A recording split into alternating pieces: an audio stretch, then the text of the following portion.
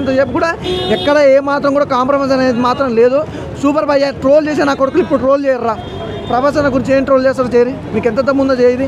ఆ బుజ్జుకు ట్రోల్ చేస్తే మీరు ఏం చేస్తారు బ్రో? చెప్పినా కదా అన్న, ఐమాక్స్ ఉంది కదా మన పుట్టినిల్లు, ఈయన ఉరి తీస్తే ఒక్కొక్కరిని అలా ఉందన్నమాట.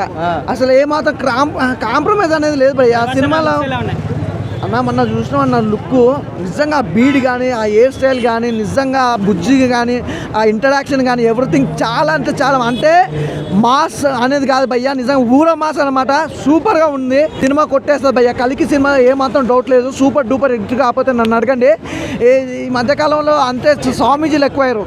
ఆ సినిమా బాగాలేదు, ఆయన హెల్త్ బాగాలేదు, ఈయన హెల్త్ బాగాలేదు అని.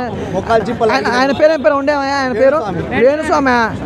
ఒరే నాయన, నువ్వు మాయగా నా జాతకాలు ఏదో చెప్పుకో, హీరోల గురించి రాజకీయ నాయకుల గురించి మాత్రం రాకు. ఆల్రెడీ మొన్న జరిగింది, ఏమన్నాడు జగన్మోహన్ రెడ్డి గారు 2024 మరియు 2029లో కూడా ఆయనే సీఎం అన్నాడు.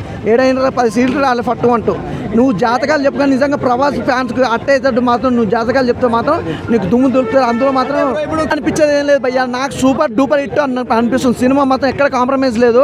నాకు చూసినంత చెప్పు ఆ లుకింగ్ వైజ్ కానీ ఆ క్యారెక్టర్ కానీ ఆ స్టోరీ కూడా వేరే లెవెల్లో ఉంటుంది. ఎవరు ట్రోల్ చేసాక నా కొడుకులకి అయితే ఒకటే చెప్తున్నా, దమ్ము ఉంటే ఇప్పుడు ట్రోల్ చేయండి. మీకు గుద్దాల దమ్ము ఎంత ఉంటుందో ఇప్పుడు ట్రోల్ చేయర్రా.